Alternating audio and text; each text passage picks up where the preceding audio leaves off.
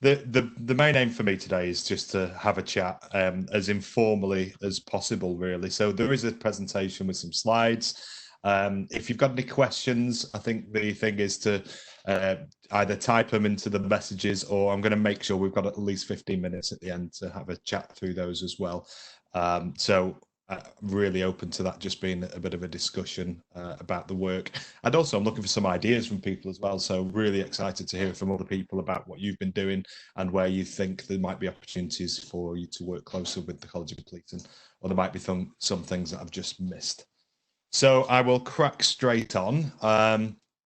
The agenda basically for this presentation, I'm going to talk about the College of Policing innovation approach, some force case studies and learning that we've done so far, some of the partnerships that we've taken on and people we're working with, particularly COVID-19 and innovation, and some of the work that's going on there, and then future strategy itself, so where we hope to go in the future. Just to give you a little bit of context, I've been working in innovation now for the last 5 or 6 years. Spent 18 years as a police officer in Lancashire Constabulary. Took on a role to lead originally collaboration and innovation. Resigned as a police officer, came back into the organisation as a civilian head of innovation at Lancashire, and then moved over to the College of Policing last year. I've just finished my MBA, graduate in about 4 days from that. A lot of focus around innovation and change with that, and also been fortunate enough to spend some time with Cranfield University doing innovation management strategy and implementation. So basically the last few months has been really exciting to take on this national role. And we are still learning all the time from the College of Policing, so really keen to make sure that we make the right connections, both with frontline staff and officers, but also with partners, to make sure that we can really produce something valuable. So just a little bit about innovation itself. I really do think that this is intrinsically linked to organisational learning. And there is a key difference as well between invention and innovation. So when we talk about invention, we talk about the generation of new ideas. This is where innovation starts. Anybody who's heard me speaking previously will know that I do a lot of talking about having a place for ideas. And I really do believe that the College of Policing have a firm role within that area. And then innovation actually is the integration of those ideas and transforming those into something which is valuable. So it's about putting an infrastructure in place to ensure that those ideas that come through, we're able to prioritize, we're able to implement, and we've got the support within the organization to do that for the best ideas that we have. So we started our work back in the College of Policing on innovation originally through a piece of funding from the Home Office, which was the Police Transformation Fund. And within that funding, there was an ambition to establish a network of innovation brokers, as we call them. It was to develop a strategy for increasing innovation in UK policing and to evaluate the future of innovation for policing, particularly around innovative activity. So we had a really short timescale. This timescale, I started in the role in July, and we had until March this year. So it really was just an opportunity to really test and pilot a different way of doing things, to get feedback from officers and from staff around whether this was working, and also how we can increase that. There's no doubt across the organisation that innovation is important. Everybody agrees with that. But ultimately, what we need to do is make sure that we have a pathway for enabling that to happen. And some of the unique problems we have in that within UK policing is that we've got 43 Home Office forces. We talk very often in innovation and change about a silo approach. We are much better at working together. There is absolutely no doubt. However, there is still a long way to go when it comes to sharing of ideas, sharing of knowledge, and bringing all those together into one place, particularly on a national perspective.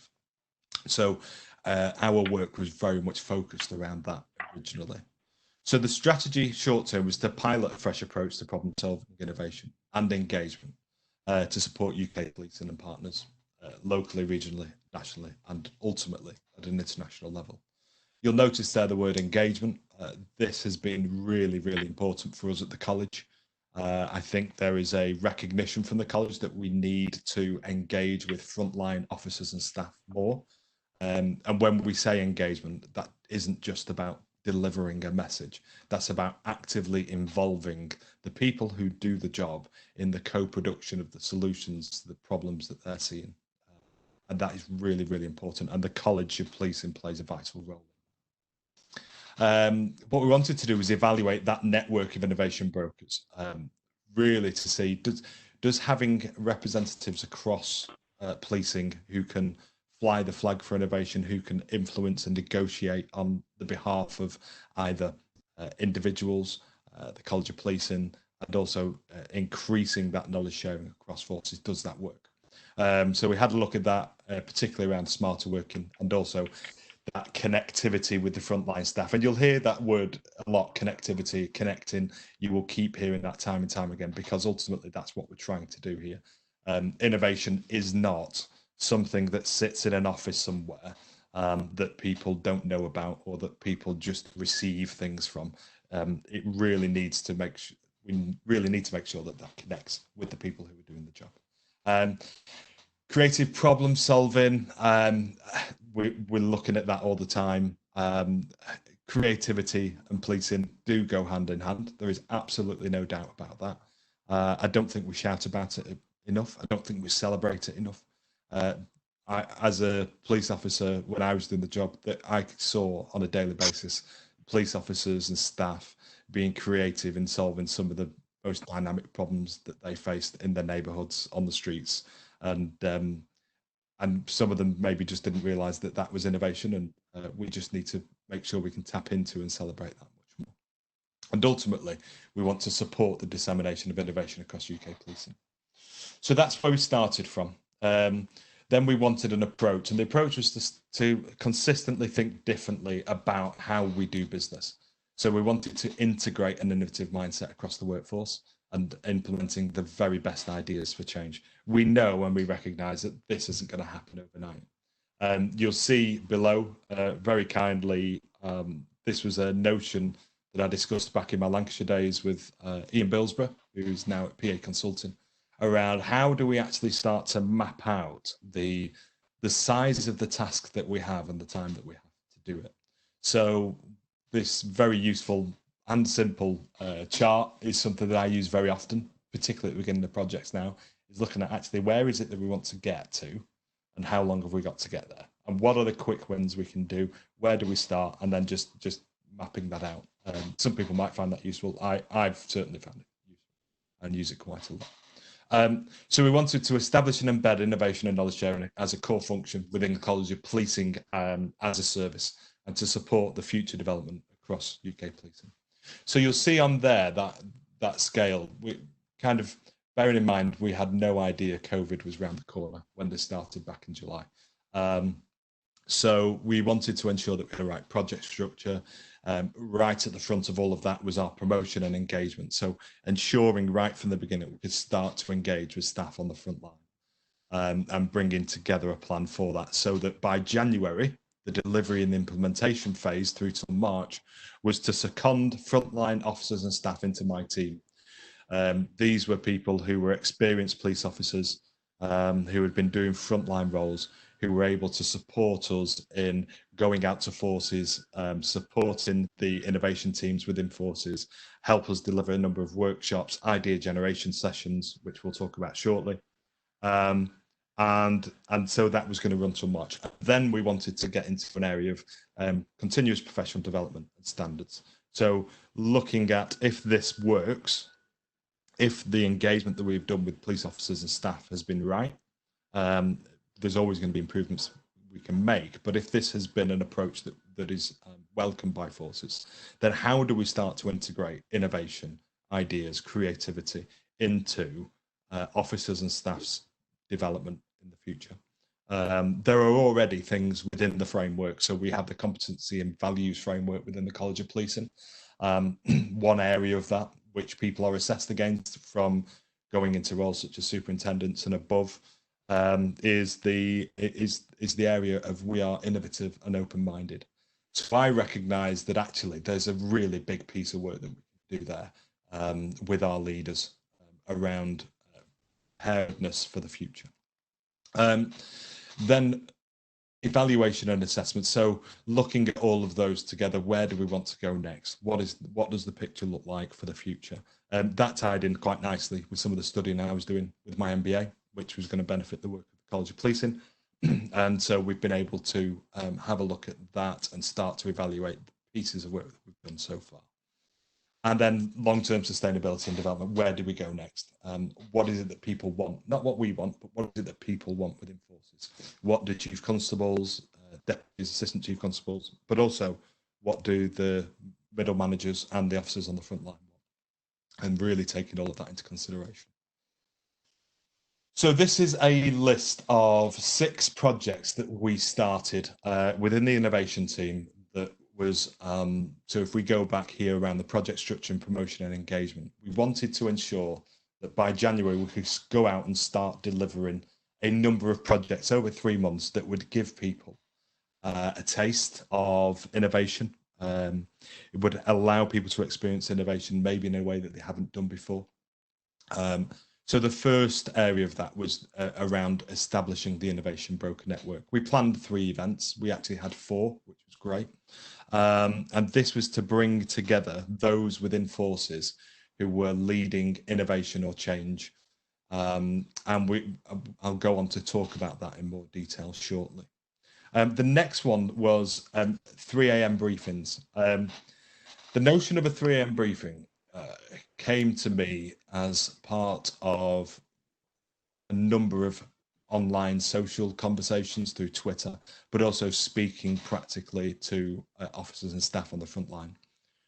One of the things that they said about not just the College of Policing, but about a lot of national work that happens is it's all right having these conferences, but when I'm on a night shift, I'm normally sleeping the next day, so I'm not going to come and sit 9 till 5 into a conference room. And we took that on board. And so we've developed the idea of these 3 a.m. briefings. Now, one of the things we purposefully didn't do with these is advertise them. I did that because this wasn't about trying to showcase that we're there, trying to pretend that we're something we're not. What they were was an opportunity for our frontline staff who were seconded into the team to just go out into different areas of policing across the UK, by arrangement, into a police station at midnight, 1 in the morning, 2, and spend a shift with police officers and staff, talking to them about innovation, talking to them about the job that they do and how they've solved some of the problems that they've had, but also how innovation can help support them in the future. And so we started that journey at the end of February. The next one was the things we don't learn in the classroom. I came up with this, the term for this after probably moving house and not knowing how to bleed a radiator, not knowing how to turn the light off inside the oven that still stays on now. All these different things that just inspired me, as anybody who knows me knows, I'm absolutely useless at DIY. So I found myself using YouTube a lot to find the answers to things that I'd never knew, and I didn't have books on it. So I started to think to myself, how can we increase tacit knowledge sharing within policing? And tacit knowledge sharing in policing is probably one of the most valuable tools that we have. And it's one of the most valuable tools in developing innovation. So how do we bring those two things together? So we started to develop a series of videos, testing a series of videos where we speak to experienced officers about the role that they do, asking them if they had one piece of advice to pass on to another person, what would that be? And we did it for sergeants. We did it in specialised areas of policing as well. And so there's a lot of interest now in using these in the future around developing our staff. But also what I want to do long term now is develop a place where we can have a YouTube type platform within policing where officers and staff can click into and search if it might be that they've got that one task to do that they've never had to do before. And the place that they would normally go isn't there, or for whatever reason, they can just click in and they can see somebody who does that role talking about it or does that job, explaining the hints and tips of how they do that better. And so we called that the things we don't learn in the classroom.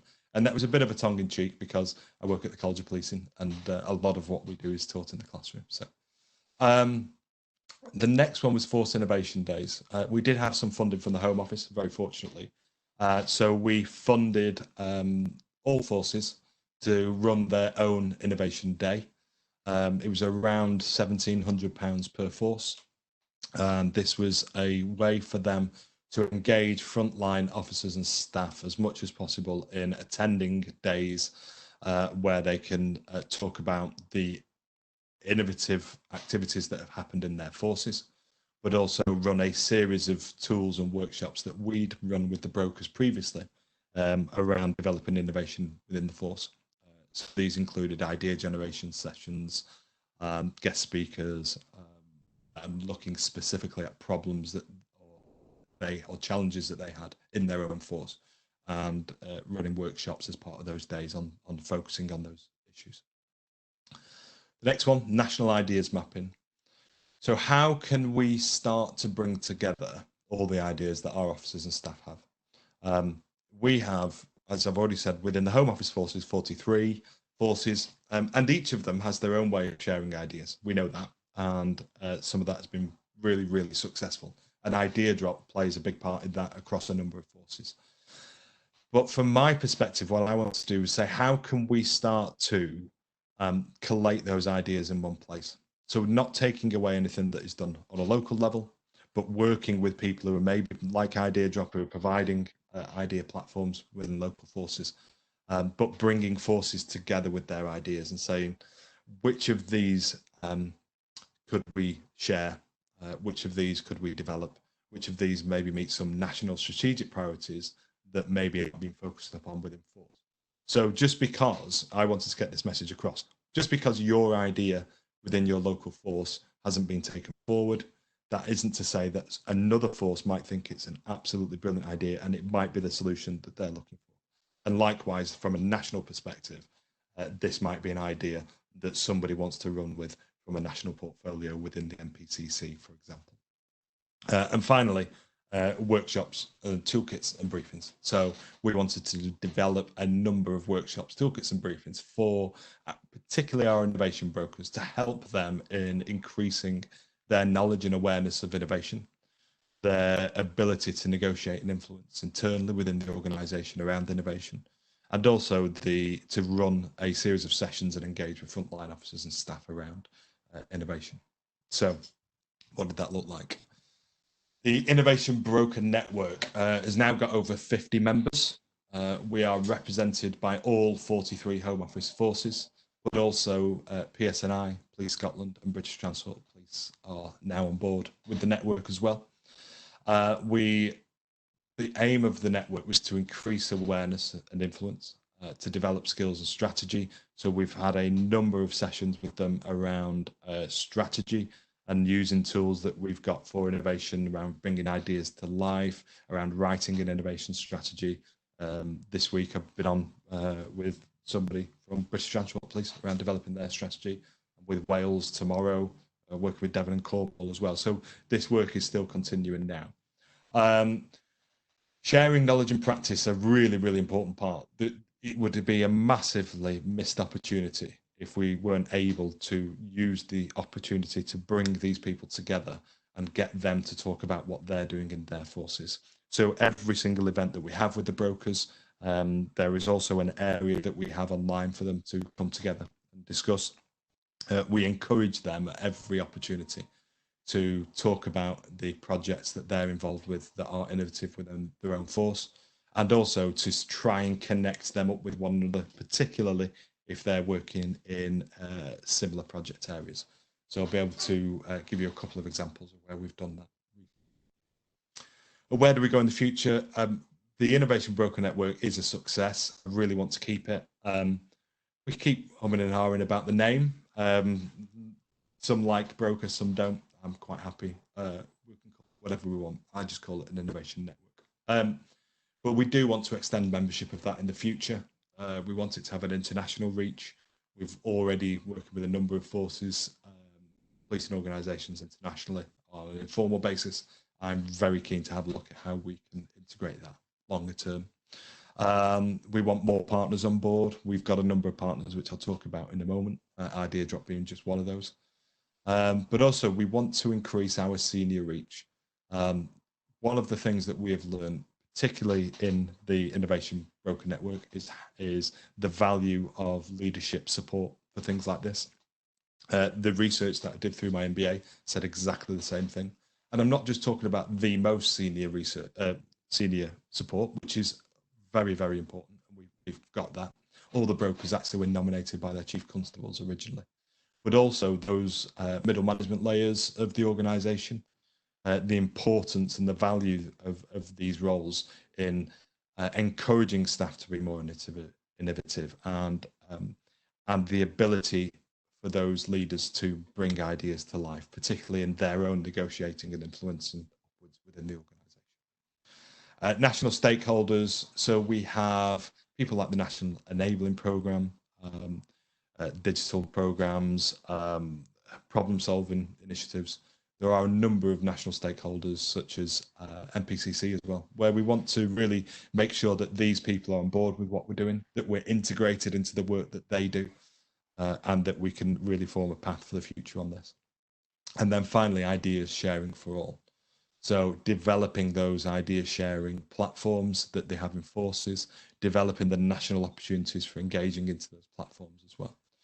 From my perspective, the dream around that looks like all forces in whatever capacity, if they have their own local idea sharing platform, is my team being able to access the ideas within there to work with the forces and bringing some of those ideas to life, but also giving staff the opportunity and police officers the opportunity to bring their ideas into somewhere else as well. So to bring their ideas straight into the college, straight into policing, not in any way to circumnavigate internal local structures, but to ensure that the opportunity is there for everybody to have a say at whatever level they want, without fear or favour. So certainly anonymity is a passion of mine as well for this area, because some people just want to be able to submit an idea and not say that it's them who submitted it. I know this is a feature on some platforms already, and it's something I want to bring into, and we have brought in already for the College of Policing. The photo you see there is Mike Cunningham, our CEO of the College of Policing, Chief Constable Mike Cunningham. He's presented to our innovation brokers. I think that was very valuable in increasing the importance of the work that we're doing. As you'll see, that was an innovation event in London, very well attended. We've held events in London, in Cambridge. We've had an event at Amazon headquarters. So what we're trying to do is look increasingly for opportunities to bring our brokers into new environments, different environments than policing, but also inspirational environments where they can see innovation in action. And we've seen that fantastically across forces in them running their innovation days. So we've had forces who have held events at Rolls-Royce. We've had ones at museums. We've had one in a garden centre. We've had a really, really good response from forces around how they've run their own funded innovation days. And like I say, this has been predominantly to inspire people to engage in the innovation process. What I just want to do around, I'll talk about the case studies and learning now. So one of the key case studies, I think, has been the success of Good Sam, particularly in working with beds, cames and hearts. So if anybody who doesn't know, Good Sam is a platform. Essentially, they do a number of different things that allows policing to operate in a very different way, particularly in a digital world. It started in the NHS, so it wasn't something that was designed for policing. Beds, Cames and Hearts Triforce were working on this, and this was presented as part of the Innovation Broker Network and as part of the local Force Innovation Day. And the person leading on that within their own force really saw the opportunity to engage with callers particularly and members of the public in a very different way. So what does Good Sam do? It enables you to open a caller's phone camera with their permission. So if they're at the scene in under 10 seconds, if you're a call taker, you can open the camera on that person's phone and you're able to receive a live feed of what they are seeing. There's a geolocation within there as well, so you can locate where that person's calling from. And that's particularly important for times of increased safeguarding. The video can then be forwarded. It's stored very securely, can be used as evidence. You don't need to seize a person's phone for that evidence because you've got the footage yourself. And also there's a number of other things you can do, such as video interviewing both suspects and witnesses. So I'm sure you can appreciate more recently with COVID how important this has been, and I'll talk about that shortly. But we have had a great feedback from forces who are very interested in the work that we've started in Beds, Caves and Hearts.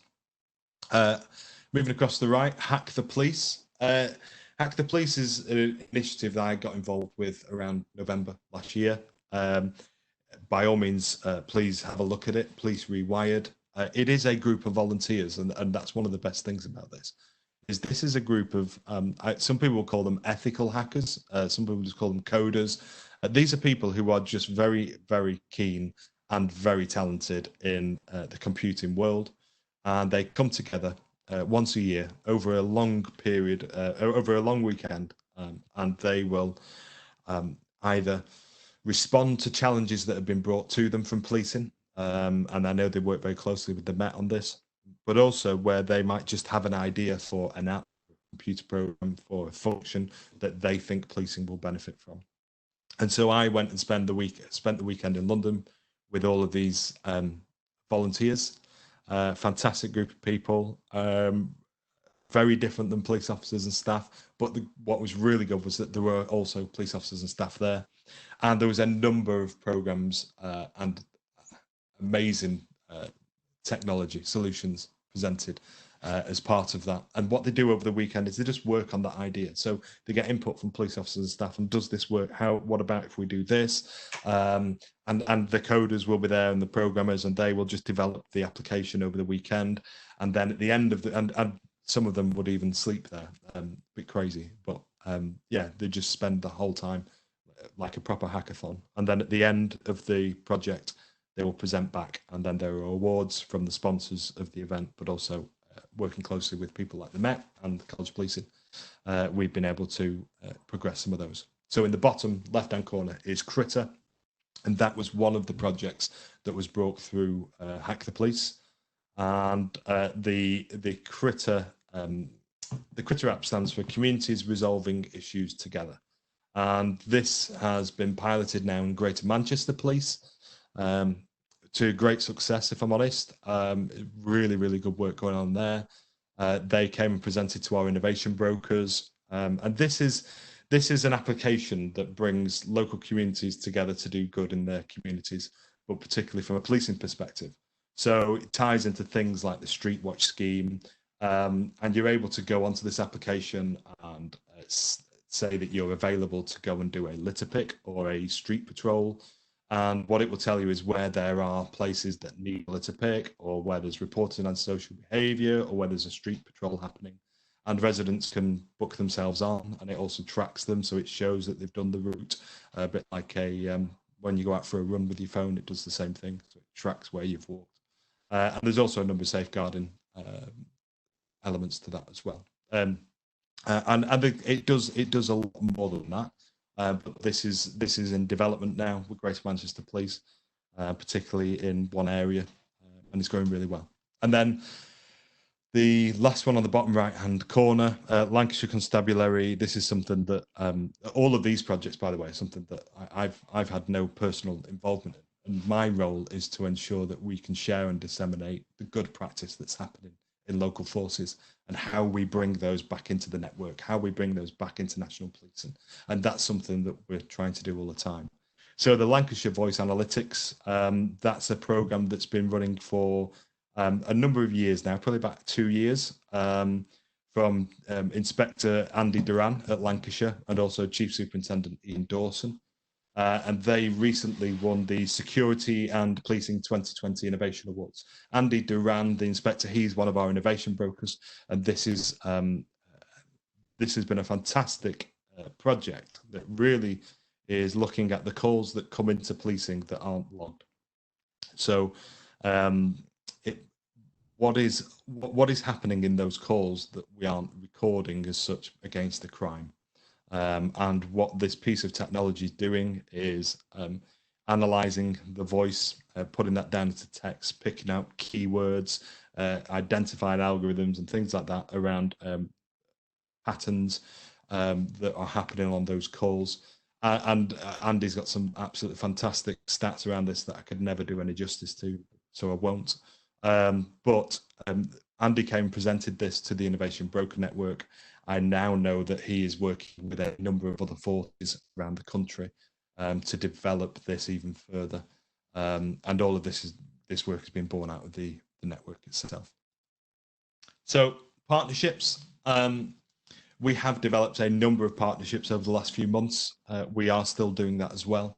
So Amazon Web Services have been working closely with us. They are working across policing.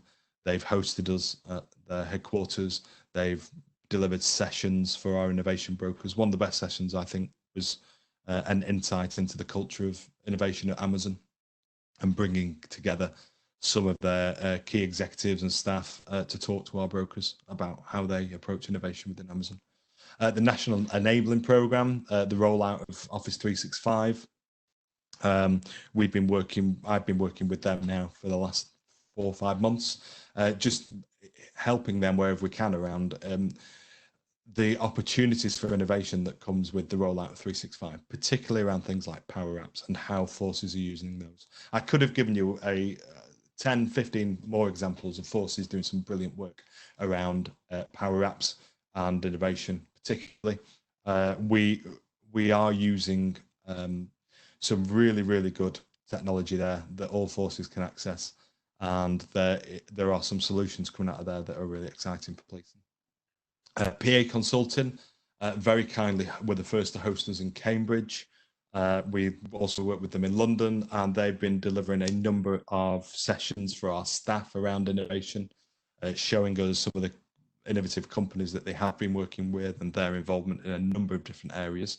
But also they've helped us to develop some of the training with our brokers around innovation levers and take an internal look into the organisation and where are those levers within the organisation for delivering innovation. Idea Drop have presented at a number of our sessions over the last few months.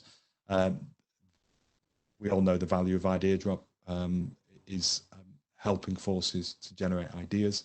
It's helping innovation brokers and managers to manage the idea process. And it's something that we've always been supportive of.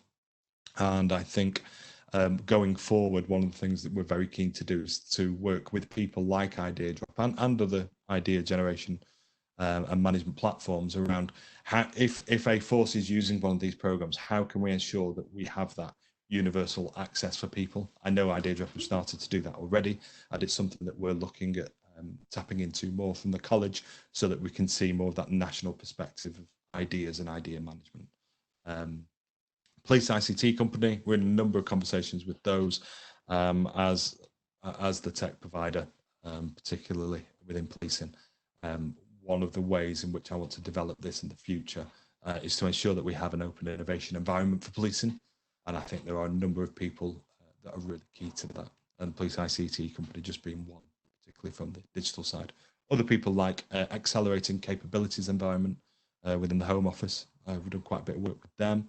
And then finally, the MPCC. What's really, really important, and as we go through to the final part, talking about strategy, what's really important about this is ideas are great, but they're absolutely useless if they're not aligned to the strategic direction of the organisation. And I say that because we have had many experiences of ideas that are just not strategically aligned, and the risk of failure with those is very, very high. So I'm very, very keen for us to develop a way, working with people like MPCC, the APCC, which is the Association of Police Chief Officers, the Police Crime Commissioners, apologies, looking at how do we work with them as they set their priorities and strategies for the future, and how innovation can support that longer term. So what I will talk about COVID-19 shortly. I just want to go back to this slide where we talk about the national ideas mapping. The number of ideas we have collected in the last few months, in the first 3 months, was 400. So now we have 400 ideas from frontline officers and staff. And I know the next question is, what are we going to do with those?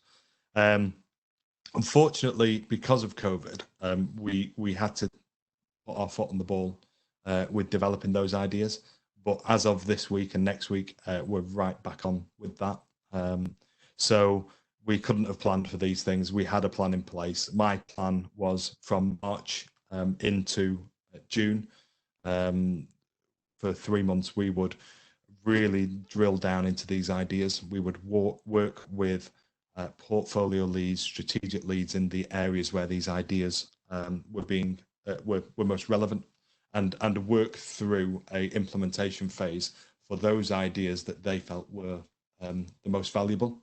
And then my idea was to anonymize all that data and to share the ideas nationally across forces as well. So what I can say is that we have literally just started that process again now. So within the next few months, we are going to be right back on track with that. And hopefully this next slide will explain why we haven't been able to do that as much recently. So COVID-19 has hit us all in many different ways.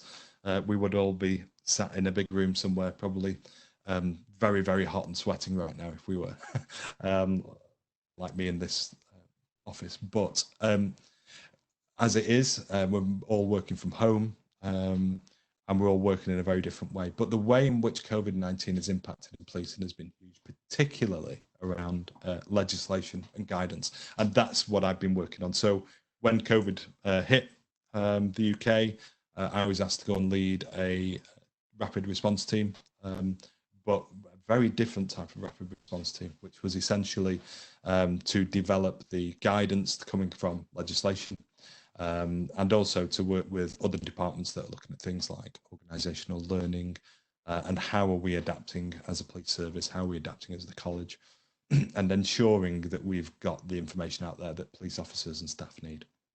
So just a couple of examples on there.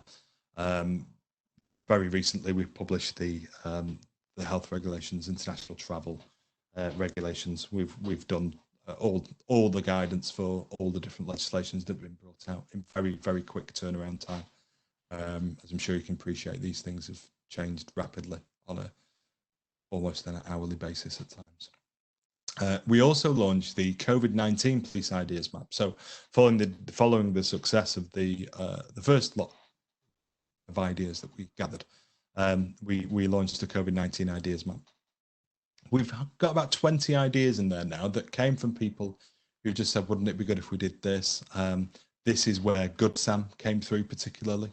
So we were able to scale up the way in which we've delivered some of these products into forces in different ways. So we've been very, very keen to have a look at what forces are doing, what good practices out there, what innovative activities happening. And then finally, organisational learn on the right-hand side. This has been around ensuring that we have the right place for people to access that information. And that's been very, very effectively delivered through our marketing and communications team within the college. And we have the COVID-19 area of the college policing website. So last two slides from me now. Where do we go next? So we've got some short-term planning to do. This has been born out of the research which I've recently done for the MBA. I've been out and interviewed a number of officers and staff, interviewed senior stakeholders, representatives of MPCC, the college, Police Foundation, the Police Federation, and talked to all of these about what's their experience been over the last few months, and where do we go ahead. And what I've tried to do is break that down to two areas. So one is the short-term planning and one is the long-term strategy. So short-term planning, we're hoping, I'm coming off the rapid response team soon and we'll be returning to business as usual and innovation. Very fortunately, I'm permanently at the college now, originally under the Police Transformation Fund. Now this is a college funded function, which is fantastic. So we're looking at, first of all, running a series of virtual innovation broker events. I want to keep that momentum going with our innovation brokers. I think that's really, really important. The last few months have been really tough, but we really want to get back on track with that. And also, we've been doing some fantastic work, and I really want to gather that in and celebrate it. College Innovation podcast series. So we are all at home. I'm speaking to you today through this thing here, which is, I don't know if you can see on the thing. So we're trying to establish and set up the opportunity for us to be able to go out and speak to, not go out, but to stay in and speak to innovation brokers, to partners, to people around innovation from the college and within policing, not just locally and regionally, but internationally as well. And so we're hoping to run a series of innovation podcasts in the future, starting hopefully in the next couple of months. Online training events, we will be running those. The College of Policing have delivered a number of fantastic initiatives during COVID, particularly around training, particularly around recruitment. For example, the online recruitment process. When COVID hit, it took them 4 weeks to develop, build, and deliver that. It's unheard of in policing, as I'm sure you can imagine. And it's just one of the many, many successes that the College of Policing has had during COVID-19. We are developing a College of Policing innovation strategy. I'll talk to you about that very shortly. And we do want to celebrate police innovation. So we're increasing the collaborative idea sharing and creating a COVID-19 recovery innovation stream as well. So that's just an idea of some of the things which I'll be doing over the next few months while we emerge from COVID, while we start to return to something that looks and feels like the new business as usual. A long-term strategy, this is the last slide. So as a result of the research that I've done, as a result of the work that we've done with forces and with brokers, as a result of the interviews that we've had with people, I've developed what I call the VIEW model of innovation. So that covers vision, implementation, engagement, and workforce. And essentially that allows us to break down the 4 most key areas for innovation to work within policing. And we have a number of actions under those that we will be developing as part of our 2021 and beyond strategy for innovation within the College of Policing. And just want to pick up on a couple of things within there. So within vision, it's about a clear definition of what innovation means for policing, aligning that to strategic intent, agreeing that with key stakeholders, and then integrating it into organizational reviews with things such as HMRC, FRS. Implementation is around providing support and consultation to local forces, prioritizing and enabling services within policing. So one of the really interesting things that I found, and I'll finish with this, I think, is it is not forgetting the most important elements of our business that enable innovation to happen. And very often, and from experience of many people that we spoke to, those areas are what I would call some of the hidden functions within policing. I'm talking about HR, procurement, finance, ICT, all of these. If we want ideas to be brought to life, these are the departments and the people that we need to engage with. These need to be a key part of the implementation process, because if they're not, I guarantee that ideas will fail. That's really, really important, and something that I've learned, particularly over the last few months, and where we really need to change our approach, not just the college, but across policing. I want an engagement side of things. I want to pick up on that home for ideas. So I want the College of Policing to be known as the home for police ideas, and we are doing that now through things like the hub, through things like the idea survey and the work that we're doing with forces. I do think we're on a way to achieving that. And then finally, workforce. There are a number of things across workforce that we need to get right to ensure that innovation is successful in policing. We aren't there yet. We're the first to admit it. It includes recruitment, promotion. It includes toolkits. It includes training, promotion, key events, etc. But also it includes well-being, and it's really, really important. The intrinsic link between staff well-being and innovation being successful within an organisation is very, very clear. And so that's something that we're going to continue to build on the success of things like Oscar Kilo.